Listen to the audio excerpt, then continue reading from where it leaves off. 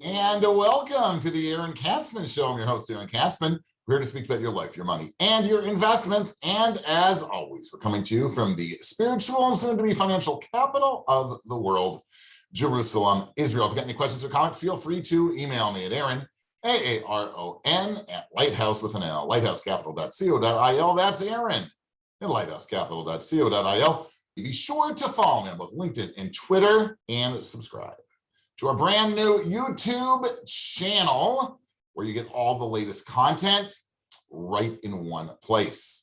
And go to our website at www.aaronkatzman.com. That's www.aaronkatzman.com. So, the Tinder Swindler.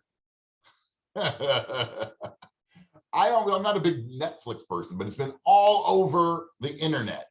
The documentary on Netflix called The Tinder Swindler, where three women described how they were defrauded by convicted con man Simon Leviev, who was born Shimon Hayut after meeting him on a dating app. And hey, kudos to Israel, woohoo! Because Shimon is Israeli. Yeah, we want to get into the action. Yeah, nothing like national pride. Nothing like nationalism with fraud to get people excited. So the film gives like an up close and personal account of how he used Tinder to connect and contact his victims and swindle them out of hundreds of thousands of dollars. I saw something today, an article. It's all over the place, right? Like romance fraud. That's the title, romance fraud. It's all over the place. I think today I saw that people were frauded out of $500 million in 2021. Now, keep in mind, 2021, 2020, Corona, people are at home, they're lonely, they're online, they're like ripe for fraud, right? So, what is it, right? What is romance fraud? Well, according to Cassandra Cross of The Conversation, she says, romance fraudsters use the guise of personal relationship to exploit their victims' trust and gain financial advantage to access private or classified information. It typically happens online through a dating website or app or social media platform. In many cases, the victim and offender never actually meet. However, as the Tinder Swindler shows, it can also happen to face-to-face relationships. Romance fraudsters use a range of skillful grooming techniques, social engineering practices, and psychological abuse tactics to gain compliance from their victims. This is like scary stuff, right? What happened here with the Tinder Swindler? Say that fast 5 times. That's like really hard, right? The Tinder Swindler, what did he do? He manipulated multiple women by posing as the son of a diamond magnate, right? Lev Leviev, very famous Israeli diamond magnate, very, very wealthy person. He pretended that he was his son before claiming his family was being violently threatened and asking his victims to take out loans on his behalf to help deal with a reported security emergency. This is crazy stuff, right? But it happens and people fell for it. Each of his actions, was deliberate and purposeful, and is reflected across known offending patterns more broadly. Here are some typical tactics which he used, okay? And I think it's important for people to pay attention to these tactics because I think they're pretty commonplace. Create an attractive profile and identity that exudes power, wealth, and status. 2, love bomb victims with grand expressions of affection, including moving rapidly towards being a quote-unquote couple and discussing a possible future together. 3, manufacture a quote-unquote emergency that urgently requires financial help. This might be a business situation, medical problem, or criminal justice issue, such as claiming to have been arrested overseas. Another one, escalate these financial demands over time, typically by asking victims to transfer money, register credit cards, or take out bank loans. And finally, threaten, abuse, or otherwise coerce the victims if they refuse. Now, you would probably think, well, I'm not going to fall for that, right? But the fact of the matter is, people do, right? Because especially people who believe sort of in the, I would say, sort of romanticized belief, Hollywood love, right? True love, because they could never imagine. Right? It was like magical. We met each other online, and well, we've never met, but it's like we have this magical connection, and you just like fall for the other person, and the person asks for money, and you're more than willing to part with yours. It's you know, it's a problem.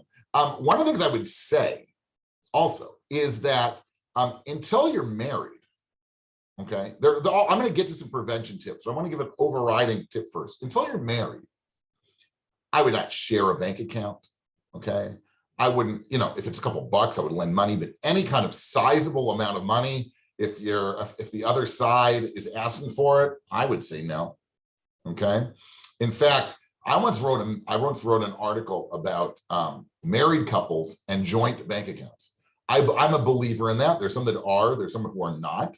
And I got pounded on the head. People were just sending me emails right and left.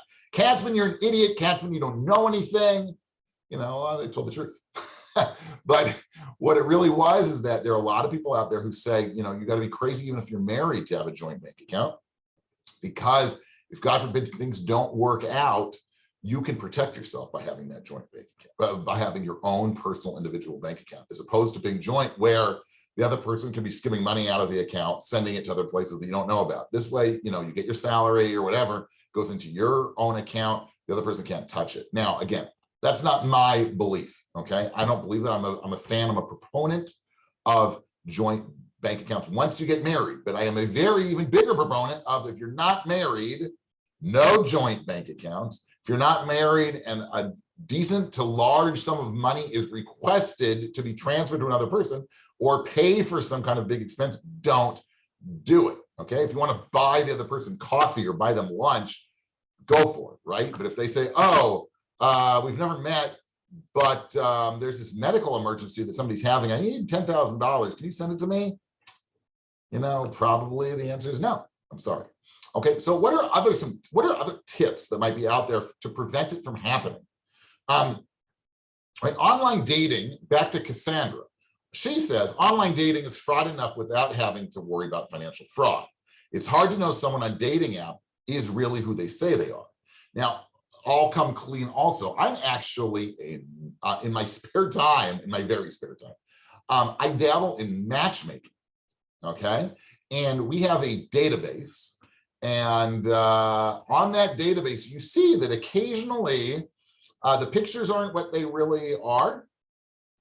They look a lot better maybe than the person looks like. Their profiles they put about themselves are a lot more interesting than the person is. Their job description is way more interesting than what the person actually does. So you have to be, you know, sort of, you know, buyer beware, right? When you're playing sort of the online relationship dating game, you have to be smart to the fact that people may not always be posing as who they really are. Okay, I'm not against it. I think these are great services and great ways to meet people and build long-lasting relationships that will ultimately lead to marriage.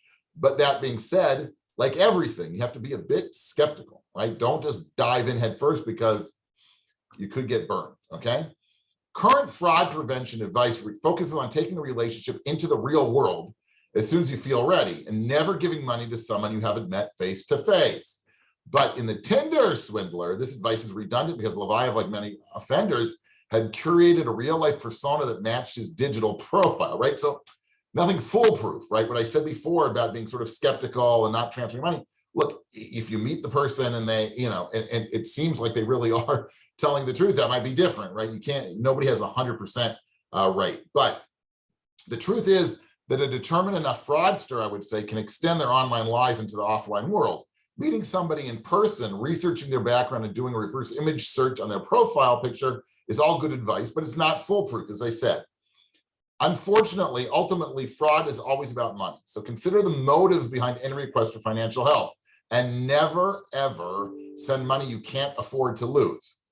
Okay, like I said, I saw this thing today, $500 million. $500 million were, I don't know what the word is, scammed, frauded out of people just in the online relationship, online dating and app world. That's, that's crazy, right? So I would say tip number one, be smart, okay?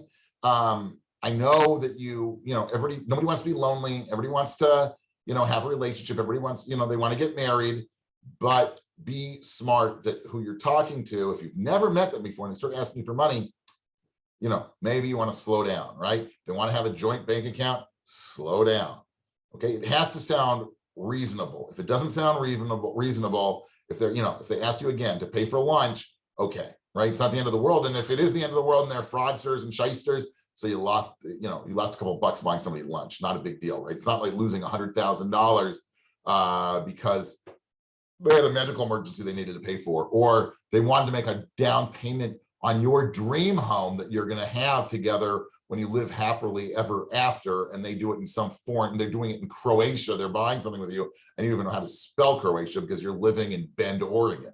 You know what I mean? Be smart, be attentive, be attuned in. As an old teacher of mine, Rabbi Moskowitz used to say, don't let your emotions get in the way of your thought or thinking process, right? Be smart. I know it's emotional, relationships are emotional, but you have to keep it up here, be rational as well. You've been turning into the Aaron Katzman Show, where we speak to you about your money, your life, and your investments. If you've got any questions or comments, feel free to email me at Aaron, AARON, at lighthousecapital.co.il. That's Aaron at lighthousecapital.co.il. You can check me out on the web at www.aaronkatzman.com. That's www.aaronkatzman.com. Be sure to follow me both on LinkedIn and Twitter, and subscribe to our YouTube channel. We also give dating advice, as you see, right? But we'll sort of wrap all that into the whole financial advice thing as well, okay? Thanks so much for tuning in, and we will speak to you soon.